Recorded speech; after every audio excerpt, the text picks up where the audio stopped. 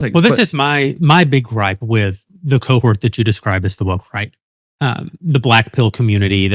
One, I don't see where they use the moniker America First basically as a way of lamenting foreign intervention. Mhm. But I don't find them to be America First because They're I not don't find them to interested in have anything good to say about the country Nothing. whatsoever. No, it's critical America theory. It's critical America theory, which is a great phrase that you've coined. It's kind of cheap, but it's funny. It's cheap, but it's funny.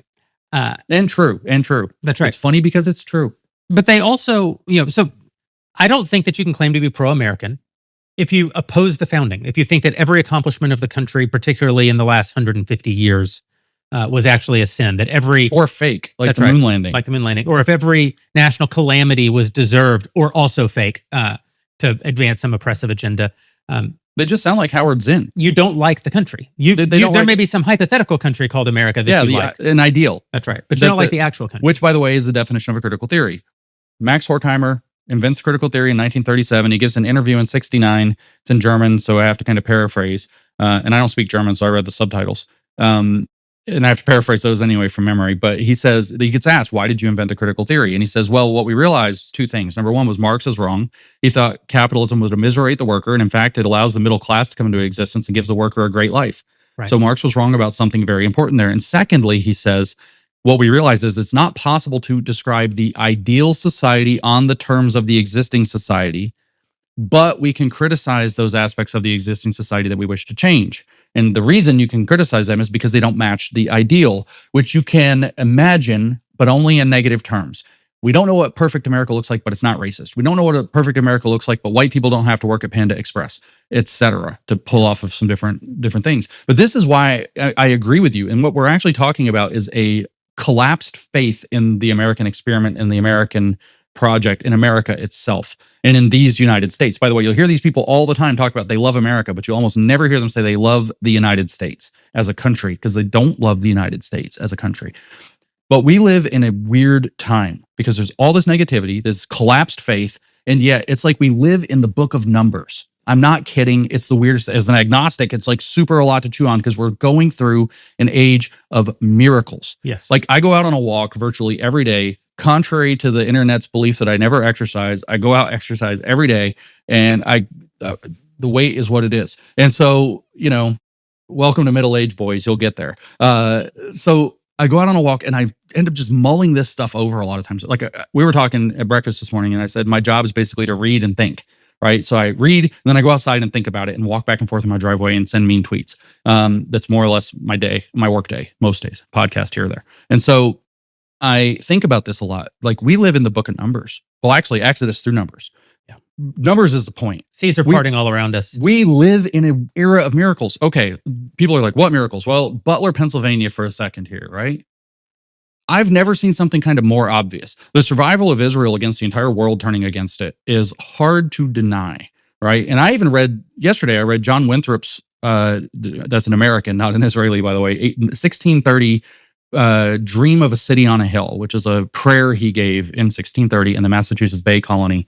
And he literally says in that we'll know that the God of Israel is among us when we as 10 can resist 10,000 or something like that. That a few of us can repel a giant army. Like that's exactly what the scripture says. Okay. So whether you like Israel or not, it's like you kind of have to, I have people come to me and they say, James, if Israel's not evil and corrupt, how could they win a front on 8 wars? And I'm like, God, like maybe the thing maybe I'm an agnostic and I'm the one saying, why don't you read your Bible, God? Okay, but let's get a little more prosaic.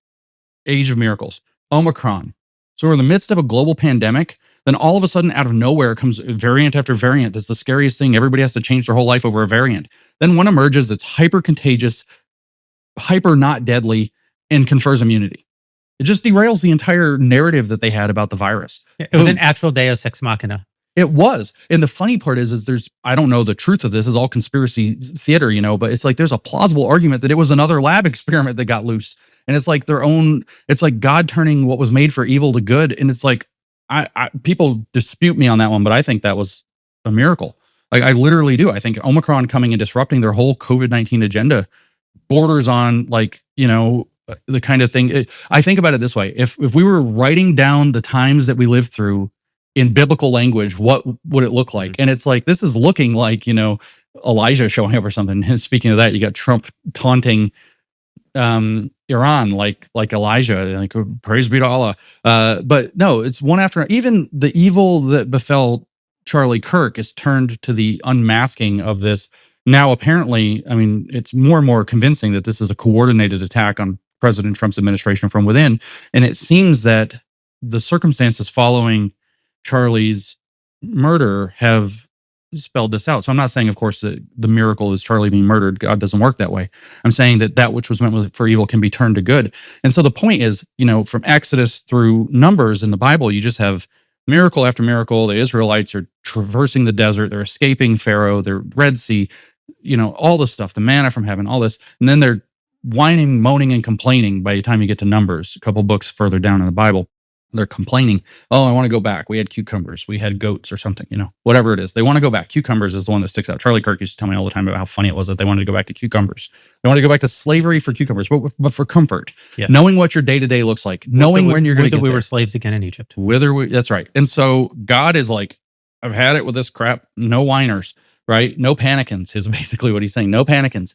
And, but he says to Moses, I've given them signs, 10 signs, he says. I've given them 10 signs, and yet they complain. I'm not letting them in the promised land. And this is kind of the moment I feel like we're at. We're having all these things that it's like, holy crap, how is this happening? How are these things happening? And then we can acknowledge them and be grateful for them and kind of ride with it as, the command in Psalm, was it 118, is this is the day the Lord has made, rejoice and be glad in it. If it's the day that something really bad happened, this is the day the Lord has made, rejoice and be glad in it. It's like that's a duty. If we adopt that attitude, the promised land is on the other end in covenant. This is Winthrop's point in 1630 also. If we do the right thing in America, he says, the God of Israel will be with us, and we're going to be an example to Massachusetts, will be an example, Boston will be an example to the entire world of what's possible. And so this is an amazing time that we live in, but what we have to do is acknowledge and be grateful. We have to take the good and savor. We have to fear not. Yeah. And lift up now thine eyes. And to believe for America, we are legally a secular nation. So in America, the idea is that we are going to believe in covenant with liberty. For us and our posterity, the blessings of liberty can be bestowed, but our end of the bargain is responsibility, is faith, is belief that it can work, that doing the right thing, taking responsibility, sucking it up buttercup a lot of times matters. And in more prosaic terms, very simple terms, I tell some of the younger people I talk to this sometimes, okay, stuff sucks. Let's just concede your whole piss and moan, but like crybaby position. Stuff sucks. Stuff has sucked in the past, but we don't have to play a comparative stuff sucks game. Stuff sucks. You have two choices. You cry about it, or you do the very best you can with what you have. This is the day the Lord has made. Rejoice and be glad in it. And, be fruitful and multiply, double your talents, etc. And now, just like you said with the millennials, 2008, everything crashes. They have a really bad start coming out of college. Now they're the wealthiest generation. Okay. You have two choices. You can piss and moan and cry about it and hope things get better and beg the state to fix it, or you can start doing whatever you can, get a vision, get a job, get a second job, do what it is, work hard. And I get it. It's not fair. Life's not fair. It's not fair. But in 5 or 6 years, it's a pretty good bet that things are going to be different some ways or others. And some of them will be better. And if this situation starts to get better, the people who cried are going to be working for the people who started building. That's right. The future is ours to build. This is sort of the most fundamental Jeremy. If there's a fundamental Jeremy message, it's you have agency and you can do. So that's my vision for society, is the organic society built by agents. I don't have a vision for what society is supposed to look like with the platinum scepter and the steel sword dictating to us what society is supposed to look like. I want to get corruption low. I want to have high trust society. I want to have truth, justice, and the American way. And I want to let this organic society of agentic builders build a society worth living in and to live in it. So see, this is a beautiful vision. And you and I have met before, but only briefly in the past. But we've had a lovely breakfast this morning and a nice conversation. And I've found you to be charitable in all of your ideas. Online, you're kind of a dick. Yeah. Yeah. You pick a lot of fights. And I mean, if Matt Walsh can have a character, I can have a character, right? those two characters can't coexist. No, they don't coexist. They go together like fire and gasoline. Why be such a pugilist online? Let me put it to you slightly differently. Politics is coalitional. Mhm. In order to achieve victory, we have to win people over. We have to have a side. Mhm. It is a team sport. Mhm. Now, do we have to police our team? You get no disagreement from me. Mhm. But sometimes, when the bench is clear, you have to clear the bench on behalf of your team. You devote a lot of energy to fighting the sort of internecine battles on the right, and you fight them in a very particular way. Yes, you fight them quite often with rhetorical flourish. You've coined some of the great phrases in the so-called Civil War or podcast war. You know, so much of the language you've personally created, but you also represent an attitude, and the attitude is one that's very harsh. And if we were to use Matt Walsh as an example, someone who I know personally, and Matt Walsh has done as much to defeat the excesses of the woke left in this country as anyone. It's very easy now to say this is one problem with political victories: is they always feel inevitable and they seem impossible Right. going in and inevitable in retrospect. Matt Walsh is the reason more than dozens of states have banned child genital mutilation as a right response to gender dysphoria. Matt Walsh, that's a jewel that goes in his crown forever. He did more than any other person to bring attention to that issue, to advocate for the issue, to do activism on behalf of the issue, and he succeeded. That's it. It's one of the few giant cultural victories of our time. I don't know if he did more. I mean, I work with a lot of grassroots people who are pretty incensed about that claim, and I'll argue with him. He had a huge platform from which to be able to do the thing that he did. A lot of people have used. A lot of people have huge platforms, and they use them only to enrich themselves. Matt Walsh used his platform to specifically target this evil and see it eradicated in public life. Chris Rufo is someone you've quarreled with. Chris Rufo, there are distinctions between your politics and Chris Rufo's. And I break on the side of your politics more than I break on the side of Chris Rufo's politics. And yet, Chris Rufo's done as much or more than anybody in American public life to take on DEI within the institutions, to actually expose it and to root it out. And he's scored victory over victory over victory on behalf of your team. And yet you lump him in sometimes in the same category of the woke rioter. You quarrel with him very publicly. I want to understand. I mean, he did say he wants to use a Gramscian model, which is literally the Western Marxist model, to advance his cause. And he adopts the thesis of, not just Christopher Caldwell, who am I thinking of? The managerial elite guy. He takes this thesis, which creates a new capitalist class. He's a former Marxist. I can't think of his name at the moment, which is embarrassing because there's a camera on. But if you can't think of his name, I'm not going to. No, it's a common name. I'm just, one thing drives out another. I've been reading Nazis for weeks now. It's all I'm thinking about is all these different pieces. But at any rate, I do have this problem where I think like every new thing I learn has to delete like calculus or something now, which is bad. But he takes this model and he's like, okay, I'm a Gramscian. I tilt post-liberal. He is obviously at least warmer than lukewarm to the Constitution. He's not he thinks that this anti-Jewish, anti-Israel thing is ridiculous and poisonous, and he's right about that. He's a bit late to the party, but I get it. He's doing coalitional politics, which, by the way, is the other side of this. Because the question is, why do I act like I do, right? And so the coalitional guy is always going to be late to the party because he's trying to keep the party together in terms of saying, look, guys, we have a problem. I'm not saying I'm always right, but I do have a good batting average in calling some of these things out. But anyway, he adopts a Gramscian model and then plugs that in with a class theory that has managerial elite versus question mark.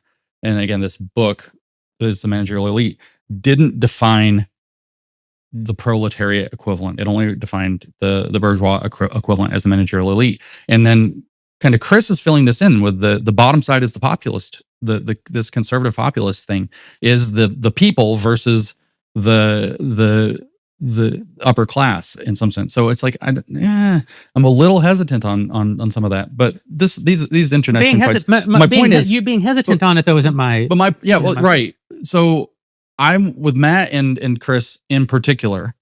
I'm watching where they fall on these different battles. Right now, I will admit I'm a little more aggressive with Matt because I've just never particularly liked his style.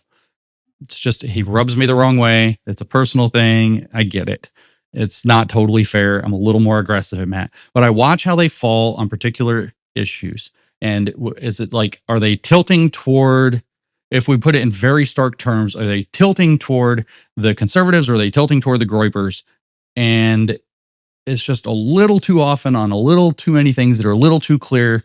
They either ride the fence or tilt the wrong way. And it makes me uncomfortable because part of what you deal with is subversives. They might just be slow to the party. They might be coalitional, but some of the people in our movement are subversives. They are people who align with the bad guys, the real radicals who want to destroy the movement from within, the woke right or whatever, who won't admit it. And I don't know who those we don't know who those people are. So why am I so antagonistic? This is a question I've been asked a million times. Number one is that I adopted this while fighting the left in a defensive way and in a strategic way, and it's just kind of stuck. And it's not really like, I kind of probably need to update my model a little bit. But you get in a rut, and then you're in a rut. That's the definition of being in a rut. But with the left, what I recognized was, first of all, it was psychologically defensive. They're nasty. If I'm nasty back, I feel better. They can't get to me. But if I'm constantly charitable to them, they pick and pick and pick and pick, and they take advantage of your charity. And that was the key thing. What I noticed was that they depend strongly on people. They advance something in academic jargon, and they expect you to like, put your elbow patches on, and well, in 1833, and you're like very polite, and they're taking advantage of that. And I thought, and I'm talking like 2016, 17, I thought, what if somebody just talked back to them? Mm-hmm. And it actually worked amazingly. This is why I say I need to update my model, because when you do this with the conservatives, somebody's pearls get clutched and then other people freak out, and it doesn't work. There's a different cultural dynamic between conservatives and the left, but nobody snapped back at them. It was all like Steven Pinker or something, like high-minded, let's debate this. And I was like, no, your mother is a crackerjack or whatever, and it worked. And so, when you have something that works, that's where you etch a rut. So anyway, there's that. And then there is the fact that the coalitional guy is always going to be late. There are subversive problems. And two things. One is, I don't tolerate that. And the other is, my main objective is clarity. I want to know who's on what team. I don't actually care who's on what team. I'm not trying to build a coalition. Well, but here's a different object that I'm doing.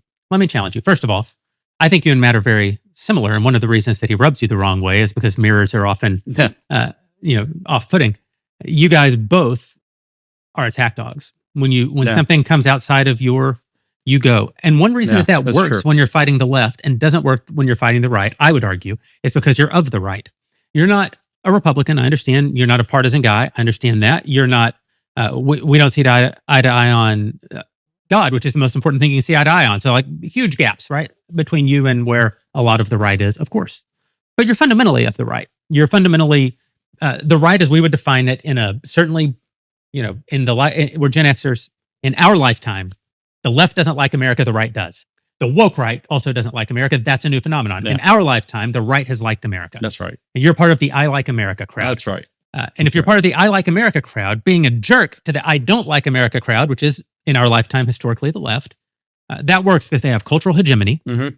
Because they have cultural hegemony, they have glass jaws. No one's ever punched them before. Yeah. They don't even think that they're radical because everyone they've ever met thinks just like them. Because all the places they occupy are so homogenous, ideologically homogenous. Some of them don't even think they're political. They think they're independent. They think they're moderate. While quoting Marx. Okay, so aggression is a great tool to use against them. Yeah, the right is different. The right has been, if there is an oppressed class in our culture, it's conservatives in our lifetime. They've been ostracized by the culture, completely abandoned by the culture, or even just told that they're evil by the culture, which is one reason young Gen Z white men in particular have some of the problems that they have. And so aggression toward them actually triggers their instinct to fight. They don't have a glass jaw at all. They're counterpunchers. That's, I would say in our lifetime, being a conservative in part means being a counterpuncher. Like that's just part of what you are. And so when you punch a guy, so Matt, like you, has developed a lot of great skills for punching the left and showing that glass jaw. But one reason you guys can't coexist is because you're punching each other, and both of you are only going to ever react to being punched by punching back. And so in that way, you're never getting toward anything common. And then I want to challenge one other part of it, and then I'll shut up. But I agree the coalition guys are always late. Yeah. Of course, Charlie was late. Yeah. Charlie was the great coalition He was guy the of our great- time. And bless him for his ability to see the best in everyone. It's an admirable Yes, bless quality. him. He saw the best in everyone. But also some he bad helped people. bring us electoral victory in 2024 with that exact quality. That's right.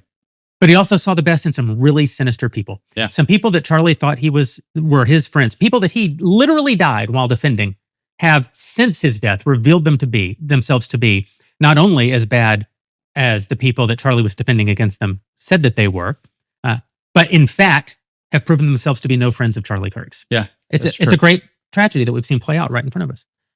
So I understand that about the coalition builders, and yet we have to have a team. Mhm. We have to have a coalition. And you say, I like to use aggressive language to see which team people are on. Mhm. But the problem is, not everyone has decided what That's team right. they're You're on. right. You're right. Sometimes people want to force the undecided into a camp Yeah, because it's better absolutely. to have them in the wrong camp and be able to fight them Yeah. than to have them. But you can't win doing that. You don't win people over to your side doing that. And you don't win. I think there's you don't win a sort of moral victory in doing it. And so this is my James Lindsay criticism is only this. You are kind of, in many instances, you've been the prophet crying out in the wilderness long before anyone else. I'm sure that can be a very lonely place to be. It's a fun job. Yeah, I'm sure it can be a very lonely place. I'm sure it can be even frustrating when people finally do join your side because you're like, yeah, well, where were you 16 months ago? I got pal? over that years ago, actually. I'm just kind of happy they showed up now. As Okay. long as they show, the slightest amount of genuine, I messed up. 100%, it's water under the bridge the second it's But there. if the Venn diagram looks like this with Chris Rufo, and Chris Rufo is, we grew up a Marxist. Chris Rufo has some sort of vestigial post-liberal, if we want to call it that. I'd probably call it pre-liberal in his case, kind of ideas that I don't like. Yeah. But he's a champion. He's on your team. How do you keep him on your team and make sure that we don't divide this thing so far? We haven't. So that's where we diverge, though, is I don't know if he's on my team. If I knew he was on my team, it would be a different story. Mhm. I don't know that he's on my team. And maybe I'm testing the thesis in the wrong ways. But so over a year ago, I think it was last April, so maybe a year ago, I actually came up with this metaphor. It's I was thinking, it's really weird what you think about sometimes. It's I wasn't watching, I don't have this idyllic story. I was at the park and there was these kids playing with bubbles. I just pictured the idea of when you blow a bubble and it stretches and it stretches and it stretches from the film. And then you have that long tube of bubble and then boop, you have a bubble that floats off. And I was like, okay, that's kind of what's happening, right? And so right now there are people that are over here, not in the bubble, that are conservatives. And then you have this kind of tube toward the woke right, which is the bubble vanguard. And eventually what's going to happen is it's going to pop off. It's going to float around for a little while. It's going to burst and everything inside is going to fall apart. I don't know who's in the bubble, who's in the tube, and who's on the way to the bubble and who's not in that thing at all. And I am a little bit okay with pushing some people because some of the things that are being pushed, at least Chris is passing the really obvious moral test. Really, really obvious moral test of, is leaning into anti-Semitism and blaming Jews for all your problems a good thing?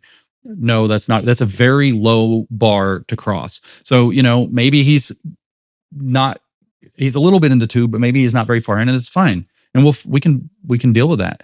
If with Matt, after the whole thing with the kid getting called a racial slur and him let's raise this woman $1 million. I was like, oh my God. And a few other things. And then him I want to unify with anybody. That was, of course, that's in the grief and shock of Charlie's murder with anybody. That's the thing everybody picks at him about now is Matt, just say you don't want to unify with the Groypers and we know where you stand. But it's Vice President Vance. They won't say it. So there's these huge ambiguous points. The only thing to do at that point is to either watch, it's kind of in dismay, or to be like the velociraptors in Jurassic Park, sticking your face on the electric fence to find the hole. And they eventually, figure it out. And that's sort of been, I would only say, I don't know they're on my team. Well, I would Jeremy. only say that there's a third. If I believed they were my friends, it would be a different story. There's a third possibility, which is that that people are in motion. And what you want is for them to be on your team. Maybe they are, or maybe they aren't. And maybe it depends on how narrowly we're defining the team. Maybe it depends on what issue we're talking about. Again, politics is coalitional. But in order for them to ultimately be on your team, they have to want to be on your team. And I worry that especially right now, especially when the cause is very virtuous, and especially when some people are so obviously not on the team. I mean, Tucker Carlson is engaged in a political project which is anathema to your political project. There's no question about it. Yeah. A person having sympathies for some certain of Tucker's arguments has not necessarily joined Tucker's team. Most people don't even, it's sort of what I said at the beginning of the show about the Catholic integralists. Most Catholics are not integralists. Right. Most Catholics have never even heard of integralism. Those who have heard of integralism aren't integralists. The ones who are political and conservative may even identify as integralists, right. and even they aren't integralist. Right. And they may even, in a conversation with you, they may even reflect to you integralist viewpoints. And I'm not even suggesting that they don't sincerely hold them. I'm saying they don't actually represent the final analysis of that person as the conversation unfolds over time. Let's don't cut off the opportunity to have common cause with those people and bring them into our fold as we go. Because again, on most of these political questions, I break James Lindsay. I'm part of the pro-America crowd. Yeah. I'm more alarmed about anti-Americanism and a culture of despair forming on the right than I am the left. The problem on the right is a far bigger problem because I know what to do about the left. Punch them. Yeah. Go fight them. Go win. That's not going to win, or that's not going to carry the day over here. We're going to have to evolve some new techniques. I agree with that. Yeah, the only difference here is like, I get it. This idea of people being in motion, but the right wing has been infiltrated. Yes. There are subversive elements who are for all intents and purposes leftists who have dressed in trad. And yes, for the last 10 years at least, we have not known who some of these people are. You can say Nick Fuentes is objectionable, for example. Pretty clear. He was the go-to example for what people were not, as a matter of fact, up until literally last fall. That's right. However, there's stuff like this. There was an interview that was done between Nick Fuentes and Richard Spencer in 2018. Okay, so that's a long time ago. That's 8 years ago, which would put Nick Fuentes at under 20 years old. And do you know what they're discussing? Alexander Dugin's fourth political theory. Okay? Yeah. Which is, nobody knew who that is. Nobody cares what that is. Of course, Bannon met with Dugin after he got kicked out of the White House in 18. Alex Jones had Dugin's book, The Foundations of Geopolitics, on his desk in shows in 17, sitting there. It is very plausible that these people weren't just dabbling and they were kind of fellow travelers, but actually that some of them have been long-term subversives. Yeah. And they have been doing it. And so the question, and then the thing is starting in my opinion, 22, a lot more subversives started to be generated. A lot of, I bet, financial offers or professional offers started to go out. Hey, get with us. We're going to help you build a podcast. We're going to get you a brand. We're going to get you a network, whatever the deal, a book deal, whatever the deals are that entice people into these things started to go out. And because there was a massive shift in 22 toward a lot of these more radical visions, a lot of these prominent voices we had were kind of nowhere before 22, and they all started to emerge. I count those people also as subversives. So my problem is, okay, is Chris Rufo just kind of a pre/post liberal with some whatever, or is he a cutout of some kind? Is Matt Walsh, was he enticed by an audience, or was he enticed by an offer we don't know about? I don't know. I would love to know. I would love to go back to finding Matt grading personally and supporting his work and championing the things he was accomplishing, as I did through the entire 2020s until recently. I would love to go back to just not liking him and it being a James thing, as opposed to, I don't know if you sold the hell out and I can't trust you and I'm really worried and scared about it.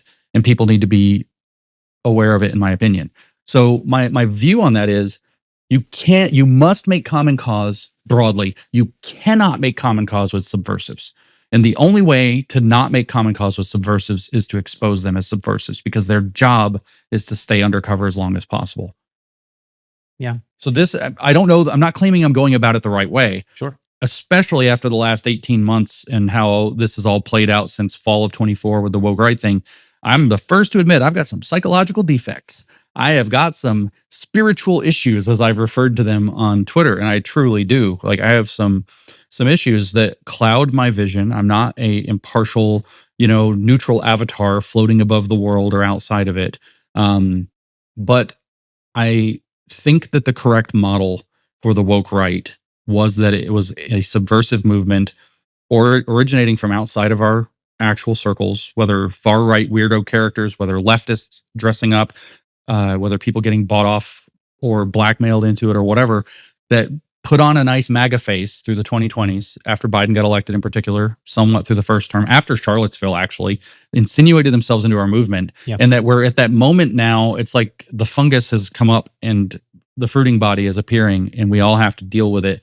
But we don't know where all the mushrooms are.